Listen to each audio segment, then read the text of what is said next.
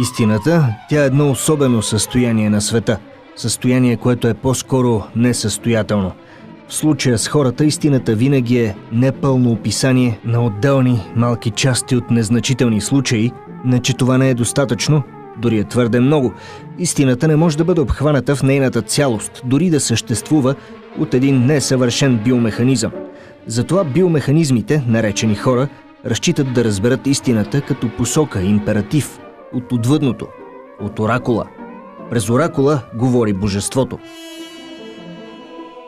На времето истината за състоянието на света научавахме от оракула в Делфи, на склона на планината Парнас. Тогава Пития се измиваше в Касталския извор, обличаше златната си дреха с разпуснати коси и лавров венец на главата, след което отпиваше от свещения извор, палеше лаврови клончета, сядаше на висок стол и, вдишвайки от изпаренията, изричаше предсказанията си, истината, думите на божеството. Колкото и неразбираеми да бяха те, след това биваха разтълкувани от жреците. Сега истината за състоянието на света научаваме от оракула в Силициевата долина, Google.